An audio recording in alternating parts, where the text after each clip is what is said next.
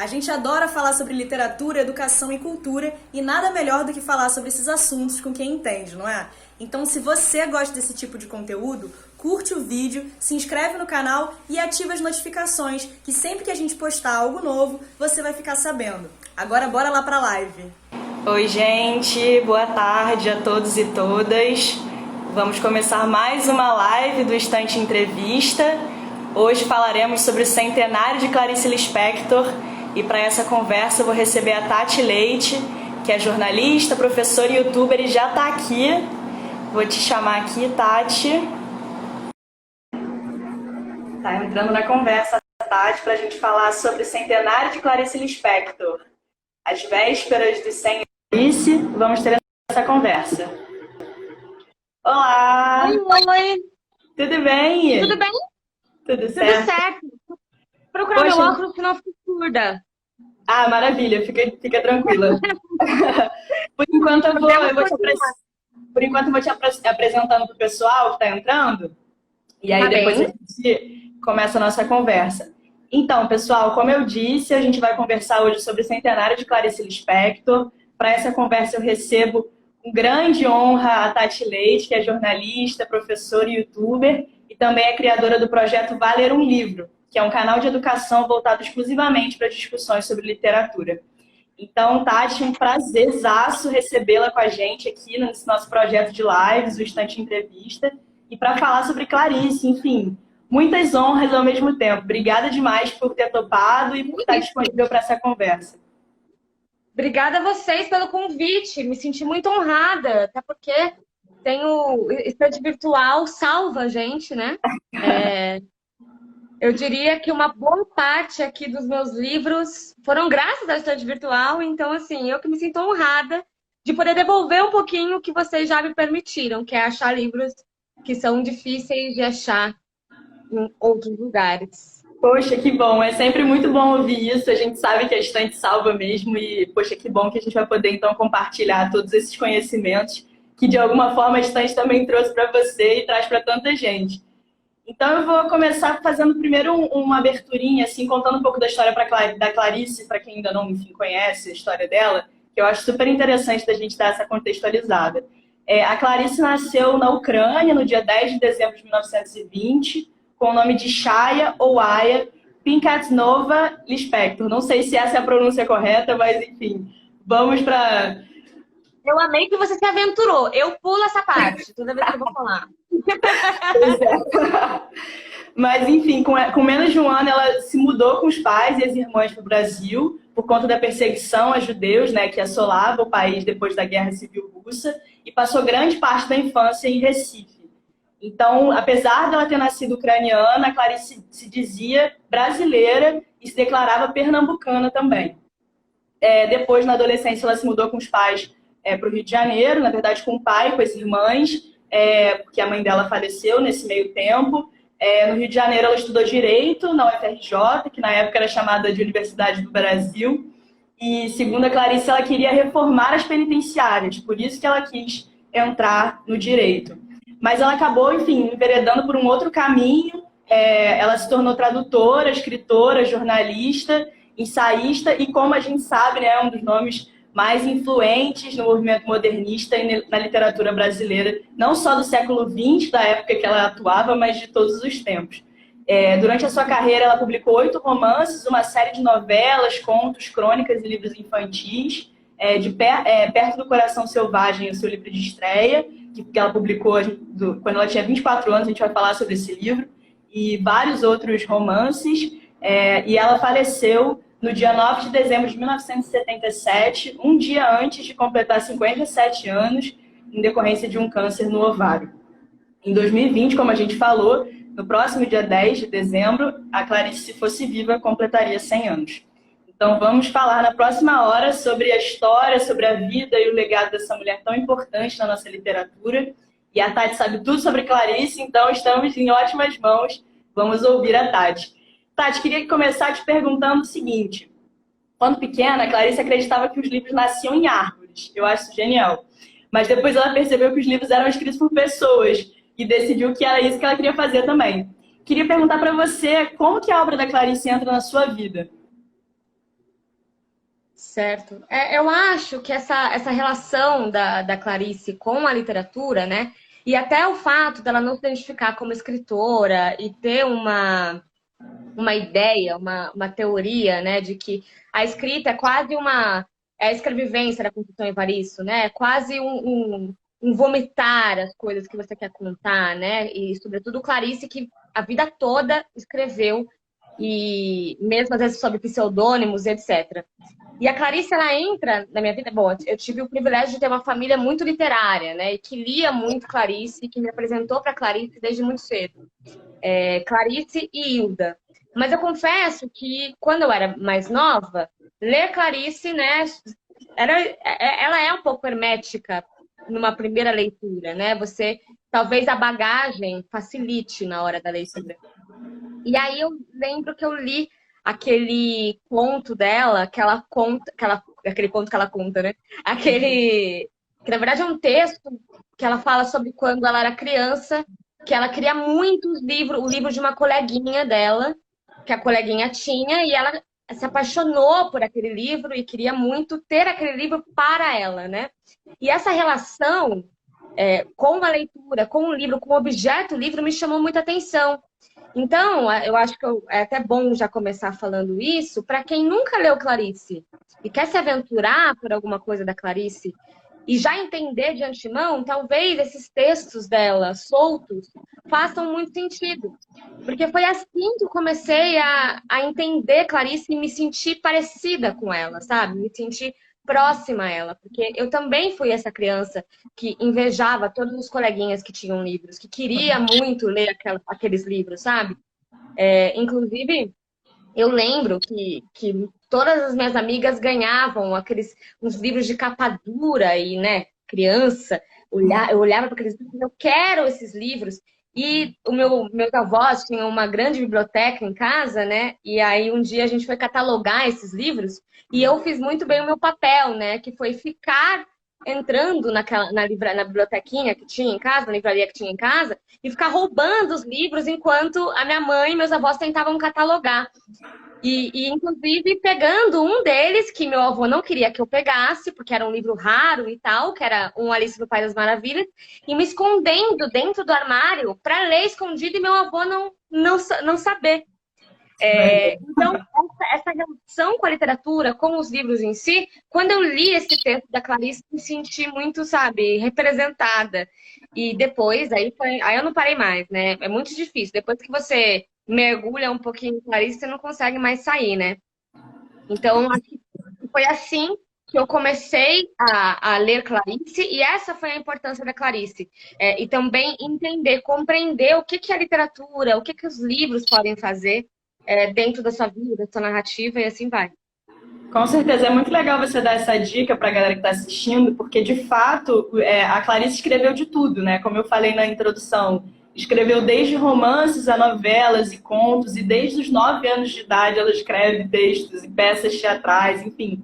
Ela era genial, ela trabalhava muito bem com toda essa mistura, né, de influências, e é muito interessante também a gente observar que a formação literária dela também foi muito híbrida. Então, ela fala muito isso, né, nas entrevistas dela, quando, enfim, ela era viva. Ela não dava muitas entrevistas, mas nas vezes em que ela falava sobre a formação literária dela, ela marcava muito essa questão, né, muito híbrida, assim, que ela lia desde romances para mocinhas a livros de Dostoiévski. Então, tem essa coisa híbrida, né? Não, inclusive, assim, é muito interessante, né, porque a Clarice nunca foi uma pessoa super bem de vida. Então, ela teve que fazer, sobretudo quando ela se separou, né? E se separou numa época que ninguém se separava, que era super complexo e tal. Ela primeiro se casou com um diplomata, saiu daqui do Brasil, viveu em vários lugares, inclusive educou os filhos dela em inglês, sobretudo. E quando ela volta para o Brasil, ela tem que fazer vários bicos, assim. Então, isso entra a carreira dela como jornalista, e que ela fazia artigos e matérias e reportagens, e também quando ela começa a escrever os chamados artigos femininos, né, que era dicas de beleza, dicas de saúde para mulher, essas coisas que ela usava até um pseudônimo, tudo para ganhar dinheiro, né, tudo para ela conseguir uma grana e conseguir sobreviver e criar 2 filhos sozinha, né, já após separação. E o mais interessante disso tudo é que nas cartas que ela trocava com as irmãs, com os amigos, e com esse meio literário que ela viveu, né? Porque não só enquanto escritora, mas também enquanto mulher de um diplomata, ela viveu entre os mais diversos artistas, né, da época dela. E aí, tudo que ela colocava, até nas matérias do jornal, tinha um viés literário muito grande, sabe? E nas cartas, agora saiu pela Rocco, né, o Todas as Cartas, e algumas cartas ela deixou muito claro, assim, do quanto que a literatura para ela é uma coisa importante. Apesar de que ela não gostava desse nome, literatura, né? Ela achava muito feio esse nome. Ela achava que não condizia com esse grande universo literário, né? Com essa grande coisa que são os livros. Mas é muito legal. E aí, só colocando uma outra dica, senão eu fico falando aqui, menina, você tem que me parar. Mas Pode falar. uma outra dica que talvez seja bacana para quem estiver assistindo a gente é ver as entrevistas que a Clarice fez com grandes artistas e políticos, né? E que nenhuma pergunta dela era normalzinha, sabe? Ela não perguntava, qual foi o primeiro livro que você lançou? Ai, que partido que você vota? Sei lá, qualquer coisa do tipo. Ela fazia umas perguntas. A entrevista dela com Pablo Neruda é uma coisa, assim, assustadora de linda. É aquelas perguntas filosóficas, é aquela coisa que você fala, meu, eu não sei se eu sou capaz de responder isso se alguém me perguntar, sabe? Então, assim, é muito bonito também, que é o que você falou, né? O quanto que ela mostra todo esse conhecimento que ela teve, o quanto que ela mostra o poder da literatura dentro de tudo que ela fazia, né? E dependendo do que fosse, ela botava esse ar literário. E, né, e mostrava tudo que ela tinha aprendido. Apesar de que, diz a Nelly da Pinhon e a Marina Colasanti, que foram grandes amigas, né, da Clarice Lispector, também grandes escritoras, que toda vez a Clarice falava que não contava o que estava lendo, que não estava lendo nada, mas ela sempre estava lendo alguma coisa. Então, isso também é interessante, né? Você pensar o que a Clarice lia, o que ela gostava e que ela nunca falava que gostava, por vários motivos, enfim. E o impacto que essas duas tinham nela, enfim. A gente começa a brisar, não de Clarice. Imagina, a gente adora falar sobre isso, então a gente pode falar. O Instagram fecha em 1 hora, mas eu tenho várias perguntas aqui para te fazer e qualquer coisa a gente vai fazendo. E a galera que quiser também mandar perguntas para a Tati, gente, fiquem à vontade, por favor, que eu vou lendo aí, vocês mandem. E aí eu vou lendo conforme a gente for conversando. Você falou um pouquinho dessa coisa um pouco difícil, né? De, tipo, quem começa a ler Clarice sente uma dificuldade, assim, né? Porque o texto dela não é um texto muito genial, assim, né? Tipo, um pouco truncado aos primeiros olhares, assim, né? Porque ela, enfim, trabalha questões filosóficas e existenciais muito profundas, e tanto na temática como na estrutura. Então, eu queria te perguntar, fazer uma breve introdução também de uma coisa que eu achei muito interessante, é que em 1931, aos 11 anos, ela enviou contos para a página infantil do jornal Diário de Pernambuco. Mas o veículo não publicou os seus textos, porque, segundo ela, a redação do jornal esperava textos com fadas, piratas e Era Uma Vez, e os dela descreviam sensações profundas da existência. E aí, ao longo da trajetória da Clarice, ela sempre repetiu que não escrevia para agradar ninguém. Na sua opinião, por que a obra da Clarice Lispector gera esse tipo de desconforto em tanta gente, mas ao mesmo tempo as pessoas não conseguem deixar de ler os livros dela? É muito doido isso, né? Na última entrevista que a Clarice deu em vida, que foi para a TV Cultura, né? E ela dava poucas entrevistas, como você disse, e essa entrevista foi uma das únicas televisivas que ela deu. Se eu não estou enganada, foi a única. E, inclusive, parece que teve um pedido dela para que só fosse transmitido após sua morte, enfim, né? E aí perguntam para ela, né? O jornalista pergunta para ela se ela se acha hermética, ou seja, se ela acha que a sua escrita é de difícil compreensão. E ela fala, eu não sei.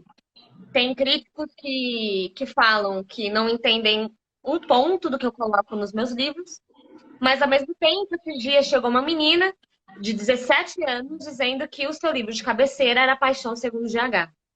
E aí ela fala, veja bem, né, como é discrepante. Tem gente que fala que não me entende nada e tem outras pessoas que falam que tem um livro meu como um livro de cabeceira, né, o livro que mais lê e relê, entendendo cada uma das coisas.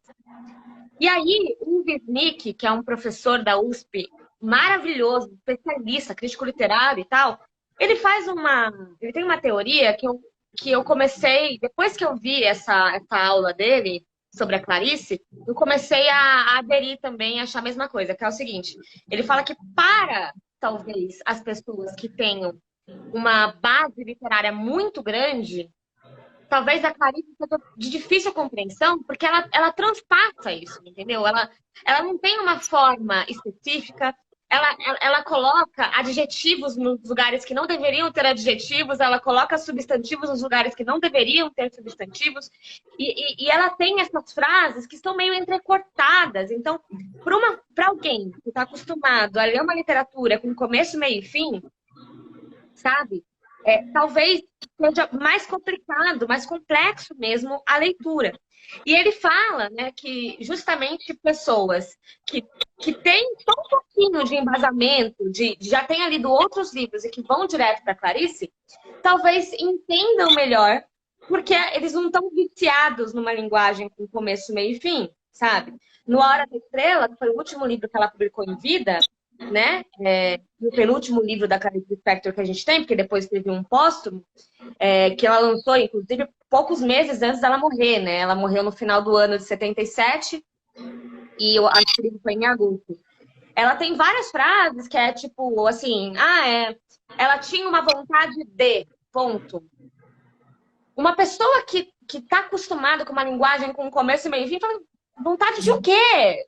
O quê? E aí te dá essa angústia, sabe? Te dá essa coisa de que você quer entender, porque a gente tem essa mania de querer catalogar, a gente tem essa mania de querer entender palavra por palavra. E talvez um leitor, vou colocar esse adjetivo aqui, mas não levem ao pé da letra, mas um leitor mais ingênuo, talvez se dê melhor com essa literatura da Clarice, entendeu?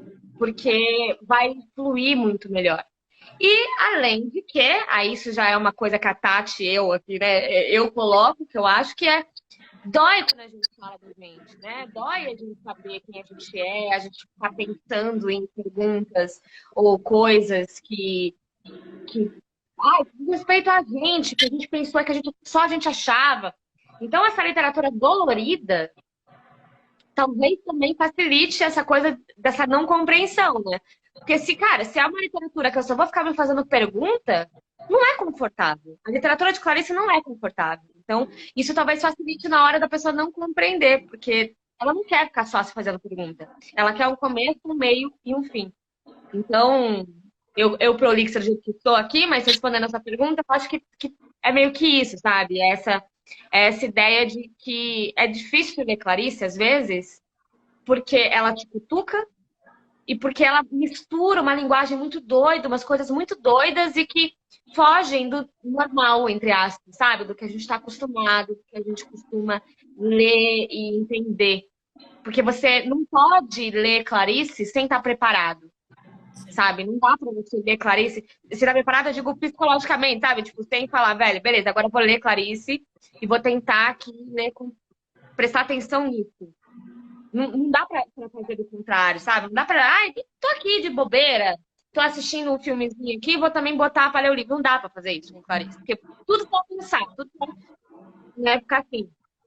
Na leitura conjunta, agora que eu fiz da Hora da Estrela, é muito doido, porque eu tinha acabado de ler, era uma releitura já, e aí lendo pra turma que assistia no ao vivo, né, pros membros, cara, era muito doido, porque eu chorava, eu falava, caraca, essa parte é muito bizarra, né? Então, assim, não dá pra você ler tranquilamente, Clarice. Então, talvez por isso que ela seja mais hermética, seja de mais difícil compreensão para algumas pessoas, sabe? Com certeza. Queria aprofundar um pouquinho mais o que você está falando sobre essa questão das narrativas dela serem, né, tipo, não é você tá, sei lá, em casa de bobeira, vou ler Clarice, assim, você tem que estar preparado, porque realmente são viagens muito profundas no seu eu, né, interior, assim. Ela te traz muito para você mesmo, assim, né, para reflexões muito profundas sobre a sua existência, a partir do que ela escreve sobre ela, sobre os personagens que ela cria. E aí eu quero falar um pouquinho sobre o Perto do Coração Selvagem, que, como você disse, ela lançou em 1943, quando eu tinha 23 anos, e na época diversos críticos passaram a compará-la a autores como James Joyce, Virginia Woolf, e a sua construção narrativa imprevisível, quebrava com a ordem cronológica da história, as temáticas abordadas também por ela fizeram com que a crítica passasse a discutir a influência do existencialismo de Sartre, da psicologia, dos papéis femininos de Simone de Beauvoir nas narrativas dela. Mas ela sempre negou essas influências também. Aí eu queria te perguntar, né, de que maneira que você acha que a Clarice, se ela trabalhava de fato essas influências, porque aquilo tudo estava acontecendo, embora ela diga que não lesse, né, esses livros, aquilo estava acontecendo, esses autores eram contemporâneos a ela, e como que você acha que ela criava narrativas tão únicas, mas ao mesmo tempo tão alinhadas, né, com essas discussões que estavam sendo produzidas por outros autores da época e que faziam as pessoas também se identificarem e quererem colocá-la em caixinhas específicas e fazer essas associações? É muito doido, né? Porque a Clarice, ela faz parte da terceira fase do modernismo, né? Então, e para fins didáticos exclusivamente, porque na vida real a gente sabe que era tudo misturado, né? Mas para fins didáticos, a terceira fase do modernismo é uma fase que volta a uma linguagem mais clássica, de certa maneira, mas volta para o eu. Porque a sociedade está pós-guerra, né? Muitas guerras aconteceram e acabaram, ou estão acontecendo, porque, né, a geração 45 é a fase que, cara, não aguento mais essa violência, né? Eu não aguento mais a morte, eu não aguento mais. E aí, quanto mais você não aguenta mais algo, mais você se questiona.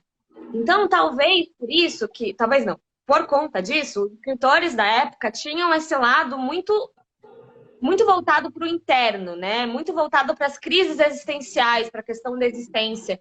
E bem nessa época está acontecendo, justamente como você falou, vários escritores que estão questionando exatamente isso. Se eu não estou enganada, o único pensador que a Clarice assumia que lia e que tinha um tete-a-tete ali com ele nas ideias era o Sartre, que trazia essa questão do existencialismo, da personalidade, da persona e tudo mais. Só que aí, todo mundo aproveitava para comparar ela com todos os escritores que existiam na humanidade, né? Ela até ficava puta com a coisa da Virginia Woolf, né? Ela falava, eu nem leio Virginia Woolf, eu nem gosto de Virginia Woolf, eu não consigo entender. Então, assim, para ela era uma questão.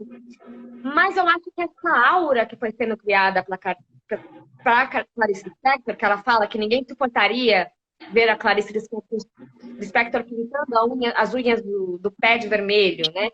Porque é uma coisa muito volátil, muito humana para a deusa Clarice Lispector, para essa existência que nem os amigos conseguiam compreendê-la, né? Os amigos contando de quando iam para casa dela, falam que ela às vezes tinha muitos silêncios, né? Que falava pouco e que ela tinha esse ar misterioso. Ou seja, esse ar misterioso era até para quem convivia com ela. E aí, quando a gente fala da literatura da Clarice, eu acho que tem muito mais a ver com a personalidade dela em si e com esse ar que ela criou para si mesma do que necessariamente um copia e cola de ideias e filosofias, etc. Né? Porque ela tinha esse rompante, e aí isso é legal de Clarice, a coisa que eu mais gosto da Clarice é isso, que ela tinha o que a gente chama das epifanias, né? Porque ela entendia na vida dela, e aí isso acabava se aplicando na literatura, que as epifanias não são aqueles momentos, sabe, que, nossa, o mundo para você ter a sua epifania. A epifania é você ver um cego mascando chiclete, como em Laços de Família, sabe? Essa é a epifania. A epifania é você ver um quadro de cachorros. É você ver uma barata. É aí que mora a epifania, que é você ter um copo cheio d'água. Sei lá, é uma coisinha muito aleatória que por algum motivo não especificado te causa um furacão interno. Você para e fala, mano, Pode crer, é isso, sabe? Faz repensar.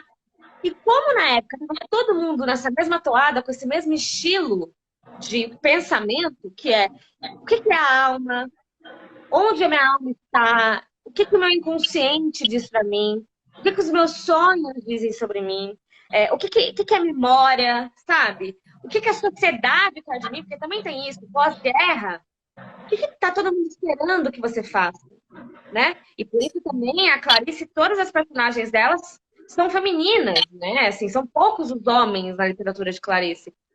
E todas essas mulheres, normalmente, todas não, né? Mas a maioria tem uma epifania com uma coisa aleatória, aí tem um custo de consciência danado, e normalmente é aquele ponto que elas ficam em dúvida, se elas voltam para casa e são donas de casa e esposas, Sim. ou se elas largam tudo e vão viver a vida. Né? Então, assim, essas coisas estão na Clarice. E dizem mais, aí respondendo a sua pergunta, talvez digam mais respeito à personalidade que Clarice pensava ter, e aí, por consequência, esse questionamento estava todo mundo ao seu redor falando, porque a gente é um produto do nosso tempo, né? Se está todo mundo falando desse jeito, que nem agora, se a gente pegar a literatura que está sendo produzida agora, daqui a 50 anos, quando forem ver a literatura de 2020, vão ter que falar sobre a pandemia, vão ter que falar sobre o Bolsonaro, vão ter que falar sobre o momento político, vão ter que falar sobre o Trump, vão ter que falar sobre isso, sabe? Porque a gente é esse produto. Então, talvez seja uma mistura muito grande, mas tem a ver com quem a Clarice se identificou, em como a Clarice se identificava, mais do que uma inspiração em si, sabe? Mais do que um copia e cola das literaturas que ela lia. Até porque ela lia de tudo um pouco, né? Com certeza. E tem uma outra dimensão também da literatura dela, que apesar dela se declarar como uma pessoa que não era exatamente religiosa, mesmo tendo essa família de origem judaica, ela refletia bastante sobre esse aspecto metafísico da vida, né? Inclusive, a Marina Colasanti, numa entrevista, diz que a literatura de Clarice não se alcança através da razão. Você está conseguindo me ouvir bem? Eu acho que deu uma travada para mim. Tá, show, então tá. Achei que era a minha internet. E, inclusive, também ela participou, eu acho isso genial também, que ela participou do primeiro Congresso Mundial de Bruxaria, em 1975, na Colômbia, e a partir desse episódio, ela recebeu a alcunha de a grande bruxa da literatura brasileira. Aí eu queria te perguntar como você avalia essa dimensão espiritual da obra da Clarice Lispector. Ui, essa é dura. Cara, eu acho que eu vou ser muito... eu vou pegar de acordo com o que eu tô lendo agora, sabe? Com o que eu acabei de ler e com um pensamento que tá muito recente em mim, que eu acho o seguinte: o ceticismo ou uma ideia de uma existência de uma mitologia, ela tá muito, muito entrelaçada com o ser humano, né? A nossa existência, ela fica mais confortável. E aí, assim, eu vou soar super existencial agora, mas a gente tá falando de Clarice Lispector, então acho que vai ser normal. Mas a nossa existência enquanto ser humano, ela não consegue, a gente não consegue desvincular de uma ideia de místico, sabe? Da crença, da fé em seres divinos, ou de, sei lá, de horóscopo que seja, ou de qualquer coisa que não seja palpável no mundo real, no mundo empírico e científico, sabe? Então, assim, tá super interligado. E aí eu acabei de ler o último livro do Gilberto de Menstein, né, que foi o criador do Catraca Livre, e ele era um cara super cético. E aí, por conta do câncer no pâncreas, que ele teve, inclusive morreu em decorrência desse câncer, né? Ele começou a meio que assim, olha, vocês querem fazer uma reza aqui? Beleza, cola aí, faz uma reza, né? Vocês querem me levar para uma missa? Me leva para missa. Eu continuo não acreditando, mas é isso. E aí, ele começa a falar nesse livro dele, que para mim é isso que está numa literatura de Clarice, nesse pensamento que eu tenho, que é a fé, você acreditar em algo que não é palpável, que não existe aqui na sua frente, é muito mais confortável para sua existência, sabe? Você acreditar que o horóscopo vai dizer o que vai acontecer, ou que tem um Deus todo-poderoso que vai te deixar sofrer menos, ou que o seu sofrimento tem um porquê, né? E quando a Clarice escreve, por mais que ela engraçado, né? Porque ela tem várias nuances de religiosidade, de Deus, né? A existência de um Deus. A própria Macabeia, em A Hora da Estrela, fala muito de um Deus, que Macabeia, e aí eu acho que entra, a minha resposta vai entrar em A Hora da Estrela, por exemplo. E para arrematar, por que eu acho que a existência humana tem a ver com uma ideia de misticismo? E que na Clarice isso aparece muito bem. Que é quando ela fala que a Macabeia, que é um ser alienado, que não gosta de nada, né? Que não pode gostar de algo, que come papel, que o único momento de cultura é escutar na rádio relógio, e etc. Essa mulher super alienada, que acha que as pessoas têm que ser felizes, então ela é feliz e ponto. Essa Macabeia, essa personagem não pode acreditar num Deus. Porque a existência de um Deus é te tirar de uma alienação. Olha que louco, né? A gente acha que a crença em Deus, que a religiosidade é alienante, mas quando a gente pensa na existência humana, é que nem Macabeia. Se você acredita em algo, você começa a criar coisa, você começa a fazer coisa, você começa a produzir. E aí, quando Macabeia aparece rezando, por exemplo, né, tem uma cena que ela aparece meio que rezando, o narrador, que é a Rodrigo SM, fala assim, olha, ela estava rezando para não o Deus de todo mundo, estava rezando aí, né, para um Deus de. Deus de quê? Um Deus de. Porque é isso, talvez exista alguém aí, se tiver me escuta, se não tiver não me escuta também, mas olha como a existência humana ela fica pautada nisso. E aí por isso que eu citei o Gilberto, que eu tinha acabado de ler e eu fiquei lembrando dele falando que até você conviver com uma doença como câncer, né, é muito mais, nossa, muitas aspas aqui, gente, que eu tô colocando, é até mais fácil, entre muitas aspas, para quem tem uma fé, para quem tem uma crença, porque você acredita num depois, você começa a andar acreditando em algo. Então, é óbvio que a literatura inteira de Clarice vai ter uma mitologia, qualquer que seja a mitologia, mas vai ter algo, porque a dor humana ela precisa de algo para se agarrar, sabe? Porque até o ateu precisa se agarrar na ideia de que ele não acredita num Deus.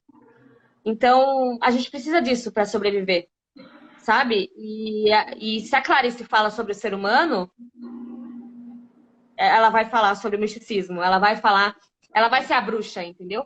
E, sobretudo, ela, que só fala disso, porque a literatura inteira dela é sobre isso, é sobre a existência.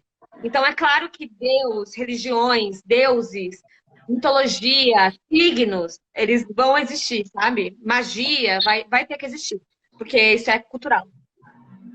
Com certeza. Alguém falou aqui nos comentários que Clarice Lispector e Cecília Meirelles também deveriam ser nomes de oráculos.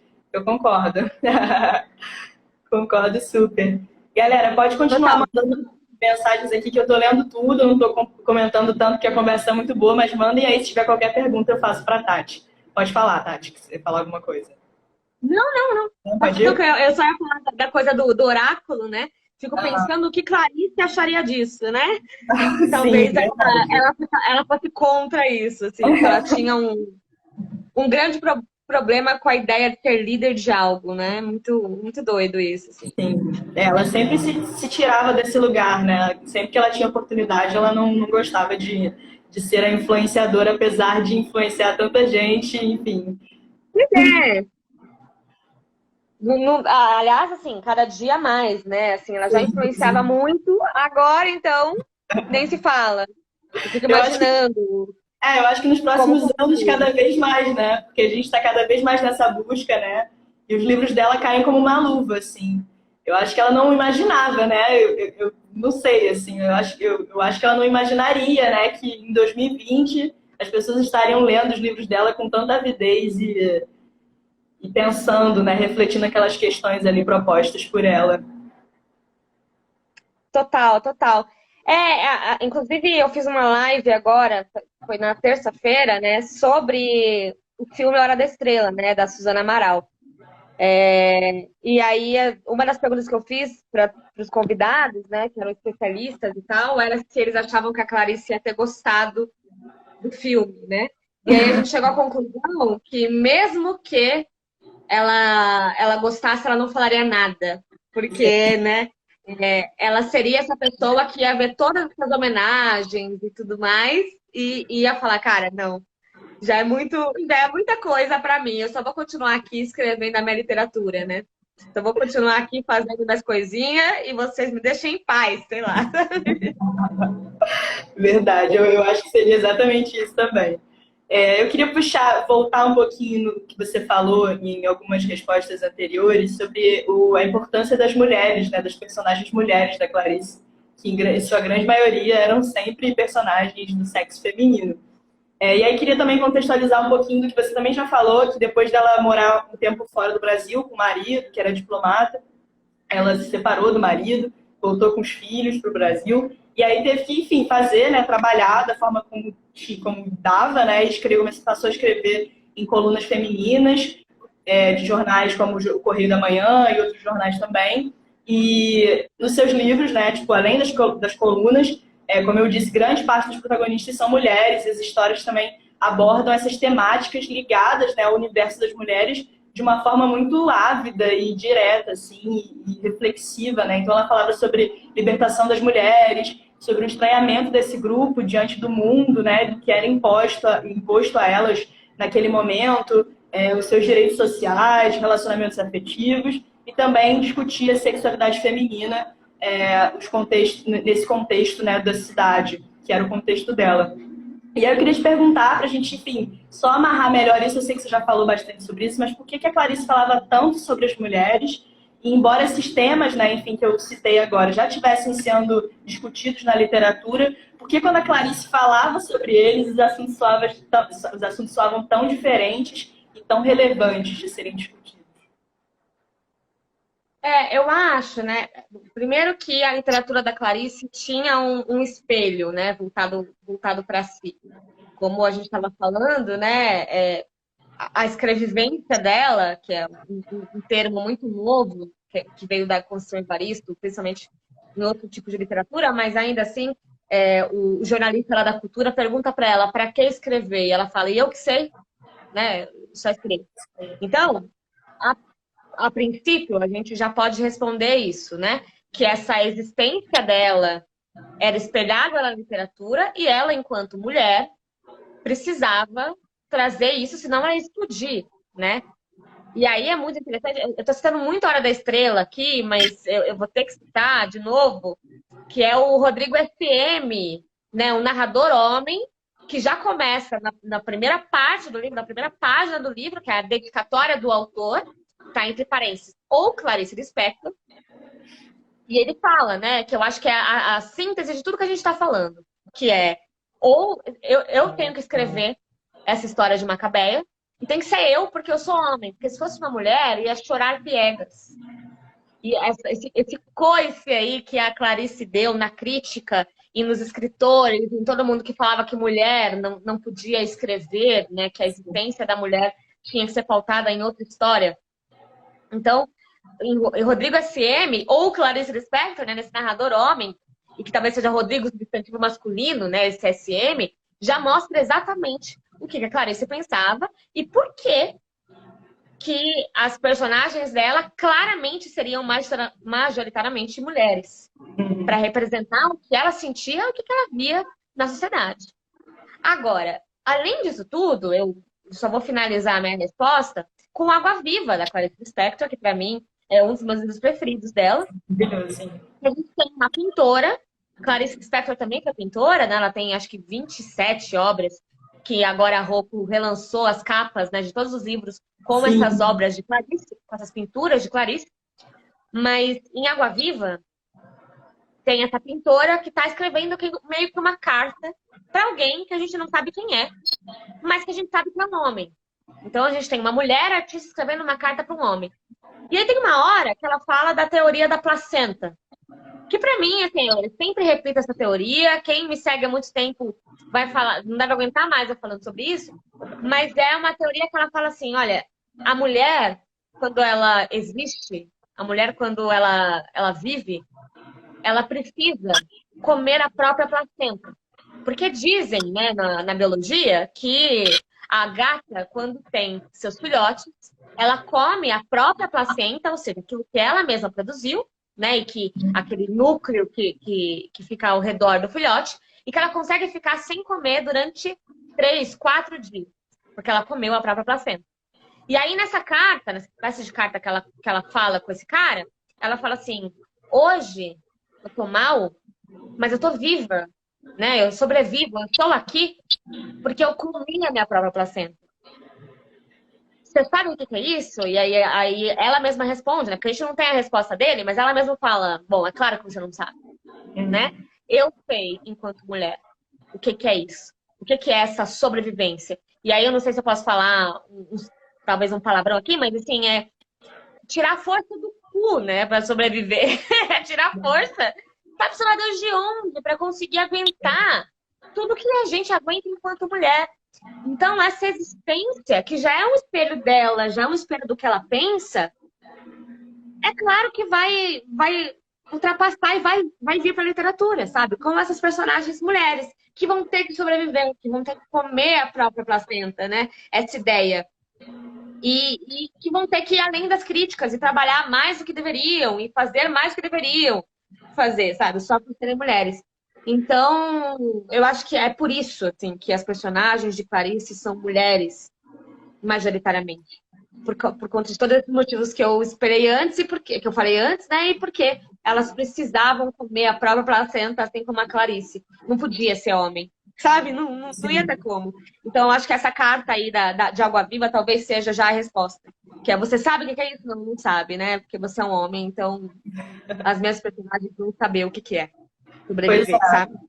Fundamental os homens lerem Clarice também, né? Enfim, tem o Góes Vander tá falando aqui que, deixa eu só subir que ele falou um pouquinho, intelectuais precisamos de um Brasil feminino em atuação ampla e real. Concordo muito, eu acho que os homens podem, enfim, fazer o seu exercício de desconstrução e ler Clarice Lispector, essa é a minha dica de hoje. Eu acho que ela tem muito a ensinar a todo mundo, mulheres e homens. Vamos falar então de Hora da Estrela, já que a gente já falou bastante em várias, em várias respostas. O livro foi publicado em 1977 e foi, como a Tati disse, a última obra de Clarice Lispector publicada em vida por ela, né, que depois teve uma obra póstuma. O livro conta a história da Macabeia, uma moça que, assim como a Clarice, migrou do Nordeste para o Rio de Janeiro, mas, enfim, contextos bem diferentes. E o romance é considerado um clássico da literatura brasileira e ganhou uma versão cinematográfica em 85, que a Tati também já falou, dirigida pela Suzana Amaral, e além de outras adaptações audiovisuais, enfim, série da Globo. Por que a Hora da Estrela fez e continua fazendo tanto sucesso, na sua opinião? E o que a Macabeia tem a nos dizer em 2020? Bom, que é um livro maravilhoso, né? É a melhor resposta até agora. Né? É um braço, né, cara? Assim, é uma coisa muito doida. Eu vou começar do final, talvez. Né? A Macabeia tem a nos dizer que nada mudou, né? É isso que ela tem a nos dizer. Continua sendo igual. Né? Que existem muitas Macabeias, que todo mundo tem um pouco de Macabeia em alguma circunstância. Então, essa mulher que não tem cultura, entre muitas aspas, que pede desculpa por tudo, que não se sente pertencida a nada, e que na hora de sua morte fica em posição fetal, sabe? Que come papel quando tá com fome, e que... E é muito doido, porque os outros personagens também de Hora da Estrela significam muito isso, né? Significam também muito esse povo brasileiro, né? Essa questão toda de o olímpico dizendo que quer ser deputado, como um cara que, né, nortista também, assim como Macabeia. E aí, quando o Macabeia pergunta para ele o que significa, o que faz um deputado? Ele fala, sei lá, deputado é deputado. E ela pergunta para ele também o que é cultura, e ele fala para ela, cultura é cultura. E aí ele arremeta já dizendo, né, você só me coloca contra a parede, só faz pergunta que não tem resposta. Você não pode ficar perguntando essas coisas assim. Então, esse ponto. Nada mudou, né? Como diz o meme, Brasil feijoada, nada mudou. E a gente precisa se perguntar, se questionar, que é uma coisa que a Macabeia nos traz muito bem, né? Em Hora da Estrela, tenta nos trazer, mas com um final super trágico e com uma questão super trágica que também é mais uma experiência, uma ideia de como nada mudou, porque continuam tendo várias macabeias com finais trágicos no mundo.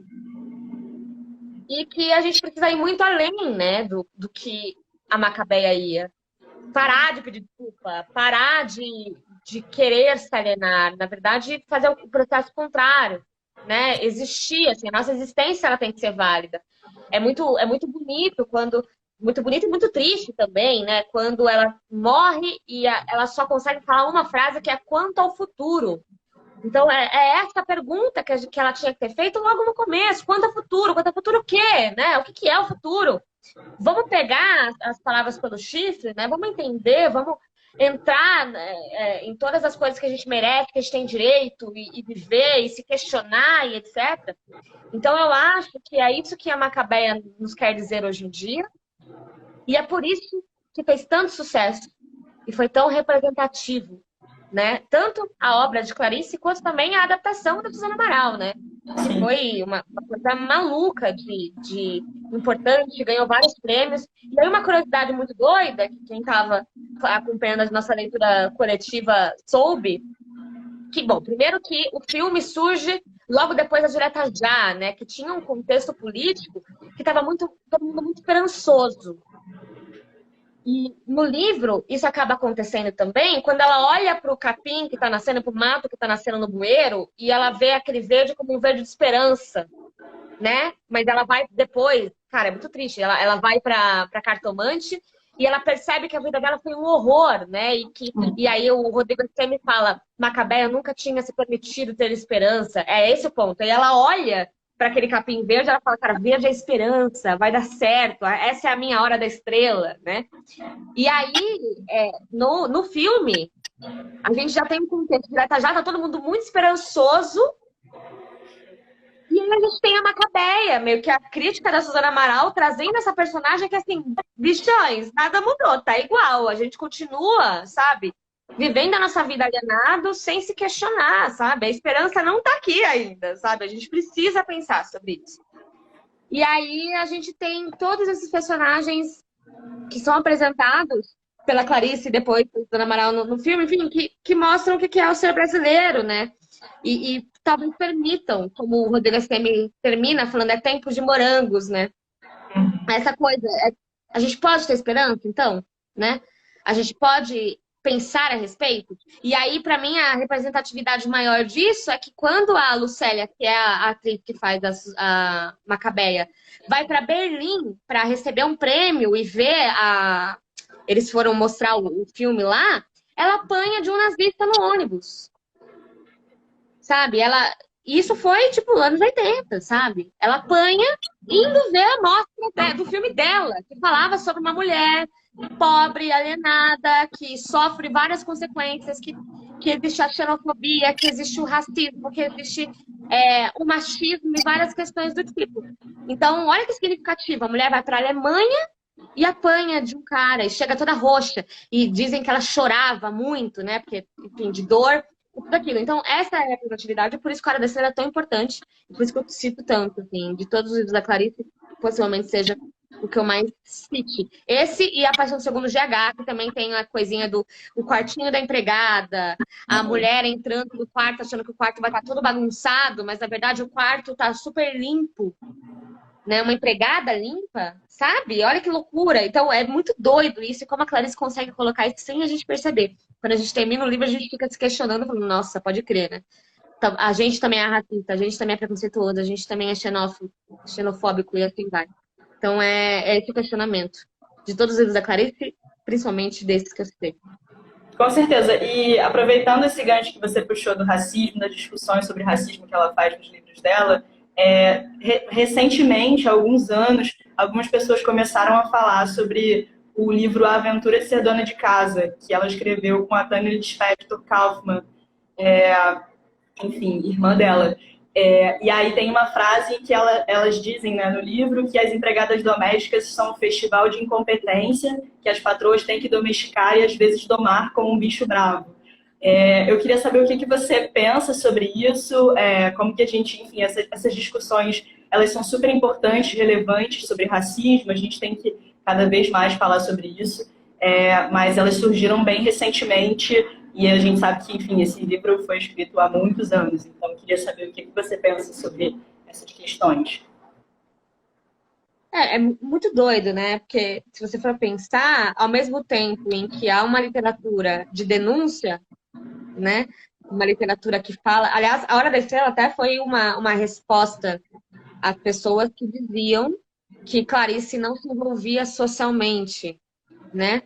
E que ela só falava sobre São Paulo e Rio de Janeiro, né? E problemas de donas de casa de classe média. E aí ela traz, então, A Hora da Estrela meio que como uma resposta. Só que aí, ao mesmo tempo, temos essa questão e essa descoberta de textos ou cartas ou trechos que, enfim, vem acontecendo, que bom, e vem acontecendo cada vez mais.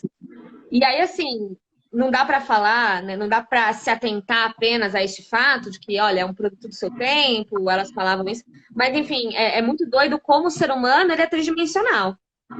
Uma vez que você produz algo, você não é só um produto do seu tempo, mas você também pode, a mesma mão que dá, pode bater, sabe? Então, é isso, né? Essa literatura que é uma denúncia de várias questões que a Clarice trazia, talvez tenha, né, traz uma outra fala em outra obra que parece que vai tudo pro ralo. A gente precisa tomar cuidado com o jogar tudo no ralo, porque uma parte, uma frase, uma entrevista, uma coisa, uma carta, uma descoberta, um tweet, né? A gente precisa tomar cuidado com isso e ponderar, né? E não é passar pano, não é passar a mão na cabeça e falar, não, ela estava super certíssima, nunca errou. Aliás, eu tenho a sensação que esse tipo de coisa é incrível para a Clarice, porque a gente não pode transformar nenhum artista em Deus. Né? A gente não pode transformar nenhum artista num ser mitológico sem defeitos. Todos nós, a literatura está aí para isso, para mostrar que nós somos um produto do nosso tempo e que, com certeza, se pegarem coisas que a gente está falando aqui agora nessa live, daqui a 50 anos, vão olhar essa live e vão falar, nossa, olha essa frase. Isso vai acontecer, sabe? E não estou dizendo que a gente está certa em falar qualquer coisa que a gente tenha falado errado aqui, sei lá. Assim como eu também não estou dizendo que a Clarice estava certa nessas frases, mas olha como a nossa produção, o que a gente fala, o jeito que a gente se porta, ela tá enraizada, ela tá, sabe, ela tá misturada com um monte de teoria, um monte de ideia, um monte de coisa, e que só serve para mostrar, e aí no caso de Clarice, que eu falei que talvez seja um bom ponto, para mostrar que, cara, defeitos e qualidades, sabe? É um ser humano, Clarice Lispector pintando as unhas dos pés de vermelho, sabe? Errava, acertava, errava mais um pouquinho, acertava mais um pouquinho. Porque a gente tem essa mania, né, de transformar em Deus quem a gente gosta. Nunca errou. Olha o que a gente fala quando alguém, né, tem essa frase agora que a gente tem, os jovens, que falam, nunca errou, perfeita. Que mané perfeito, bicho, que mané nunca errou pra caramba, erra toda vez, né, tem várias coisas erradas. Então, assim, que venham mais descobertas como essa, que eu acho que é essencial. Até pra gente poder criticar, até pra gente poder se embasar e poder apontar e falar que tá errado. Entende? É legal isso. Deixa eu olhar e falar, não, isso aqui eu não concordo. Isso daqui não é legal. Isso daqui não é bacana. E aí, é só a partir daí que a gente vai conseguir ler a Clarice Lispector com profundidade. Porque se a gente lê só pra concordar, né? Se a gente lê só pra não pensar, pra ser plano, pra ser alienado, não funciona. Então, basicamente, essa é a minha opinião, assim. A gente não tem que lembrar que a gente tá falando de um ser humano. E eu tenho certeza que até o dia 10, né, que é o centenário da Clarice, mais coisas poderão ser descobertas. Sim, e mais identificações podem acontecer, sabe? Porque a gente tem isso. Sobretudo com o que a gente gosta, né? Com certeza. Nosso tempo passou voando, Tati. Faltam 7 minutos para a nossa conversa acabar. Eu tenho uma última perguntinha para você. Já quero agradecer imensamente a sua disponibilidade, a sua generosidade de compartilhar tantos conhecimentos sobre a Clarice com a gente, com todo mundo que está assistindo também. E, enfim, queria te perguntar, a gente fazer um apanhadão de tudo que falamos até então. Na sua avaliação, qual que é a verdadeira contribuição da Clarice para a literatura brasileira, né? Enfim, falando um pouquinho do legado dela, dos escritos dela e por que a sua obra é tão universal e permanece, como a gente disse, cada vez mais atual, né? Atual hoje e a gente acha que nos próximos anos vai estar mais atual ainda. Total. Bom, então vou começar do final também, né? Até porque eu falo muito e aí tenho medo de parar antes de eu ter agradecido. Eu, de novo, agradeço demais ao convite de vocês, agradeço a todo mundo que viu aqui, que visualizou. Vai ficar salva essa live, aliás? Vai. A gente vai colocar lá no nosso IGTV depois. Legal, perfeito. Então, enfim, agradecer demais pelo convite. Poder falar de Clarice é delicioso, é muito, muito legal. E que a gente fale cada vez mais, que mais gente conheça. E brigadão pelo tempo de vocês, que a gente sabe que é a coisa mais, né, mais escassa, mais difícil da gente doar. Então, assim, maravilhoso, muito obrigada mesmo. E sobre a importância da Clarice, cara, eu acho que é isso, é o poder do questionamento, sabe? Graças a... Não só graças a ela, mas a Clarice nos permite a gente ver que não tá tudo bem, entendeu? A gente vê que ainda o questionamento ainda é válido, que a gente não pode parar de se perguntar, que a gente não pode parar de se questionar. E pensar um pouquinho também, né? Em quem nós somos, o que a gente quer deixar para o mundo, o que a gente está deixando para o mundo. Eu acho que toda a literatura de Clarice mostra exatamente esse nuance, sabe? De o que a gente precisa parar. Quando a gente precisa parar, o que a gente tem que se focar quando a gente para? Pensar um pouquinho. E por isso que a Monja Coen fala muito... Eu consegui falar de evangélico, sei lá, de budista, de católico, de toda religião hoje nessa live, gente. Tudo muito Mas pertinente. a Monja Coen, ela fala que a pandemia causou um frenesi na nossa cabeça porque a gente teve que ficar sozinho, né? Sim. Muita gente, pela primeira vez, ficou sozinho. E a gente não está acostumado a ficar sozinho. E não dá pra gente mandar a gente embora. Sabe? Quando a gente tá sozinho, que a gente não se aguenta mais, não dá pra falar assim, você pode dar uma descansada ali, depois você volta? Não dá pra fazer isso. E aí, esse tempo da gente com a gente mesmo é inferno, bicho. Porque você começa a descobrir os negócios. Por isso que a terapia dói tanto. Por isso que, né, a gente fica desconsolado depois que a gente sai da terapia. Porque a gente agora tem que pensar. E aí? Né? E a literatura de Clarice permite isso. Porque te cutuca de uma maneira que você nem percebeu, mas você termina os livros da Clarice... Ou os contos da Clarice, sei lá, o texto dela sobre o Mineirinho, né? Que morreu com várias balas e que ele já estava morto na primeira bala. É isso, assim, e ela vai falando, né? Na terceira bala, minha mãe morreu. Na quarta bala, meu irmão morreu. Na quinta bala... E aí você vai indo... Você termina aquilo e aí você fala, não, eu entendi. Mas aí você fica se questionando umas paradas depois que você termina de ler. Você fala, cara, nossa, eu não estava preparada para ficar com tanto questionamento. E é por isso que a Clarice é importante, sabe? É por isso que a gente tem mesmo que festejar a literatura de Clarice, para a gente pensar e se perguntar, não deixar de se questionar. E a literatura faz isso muito bem, de maneira geral, e a Clarice é a rainha disso. Né? Com seus defeitos e qualidades, deixamos claro. Com certeza, claro. A gente tem mais 2 minutinhos, eu quase ia esquecendo. Se você puder indicar alguns livros para quem quer se aprofundar mais na obra de Clarice. Depois a gente vai fazer uma matéria na segunda-feira, galera, no nosso blog da Estante Virtual. E aí vão estar todas as sugestões da Tati lá, então fiquem tranquilos que vocês vão ter tudo lá direitinho.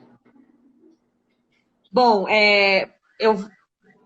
da Clarice, tá falando, né? Pode ser as indicações que você quiser. Tipo, a galera que quiser se aprofundar no assunto, pode ser os livros que você também já citou antes. Fica à vontade. Legal. Bom, eu vou deixar, então, os 3 livros que eu indiquei para a matéria como, assim, curiosidade para a galera ir atrás da matéria e ver quais foram os 3 livros que eu indiquei. E vou indicar coisas da Clarice agora, para quem quiser se aprofundar, para quem quiser ler mais sobre Clarice. Então, eu indico super que o início de leitura seja com Laços de Família. Talvez seja um livro de contos, né? Muito, muito bom, muito legal e pouco hermético, talvez seja mais fácil, porque vai ter um que você vai gostar mais, você vai entender melhor e tal. E aí, depois, Laços de Família. E aí, depois, você já se sentir... E assim, claro, né? Eu vou colocar vou roubar um pouquinho, vou colocar umas dicas aqui no meio, as biografias de Clarice, as coletâneas que estão sendo lançadas agora pela Rocco, de contos, de crônicas, de cartas. É bem legal você ler cartas de escritores, que você começa a entender quem eles são. Então, aproveitem, né? Os outros textos dela, tem vários textos. Tem um texto da Clarice sobre o carnaval, que é maravilhoso. É maravilhoso. Eu amo esse texto da Clarice sobre o carnaval. E assim vai. E aí, por último, depois você se sentir bem felizinho, assim, ó, e pensar, nossa, agora eu tô preparado, aí ler A Paixão Segundo GH. E boa sorte, porque o bagulho é louco. Chegamos ao fim da nossa live, agora 6 horas em ponto aqui para mim, mas te agradeço demais pela sua presença, mais uma vez. Obrigada a todo mundo que assistiu também, o papo foi maravilhoso. E logo depois que a gente encerrar a live, ele já vai estar lá disponível no nosso GTV. Obrigada mesmo, Tati. Um beijo para você. Beijo, obrigada, gente. Valeu. Tchau, até a próxima. Beijo, gente.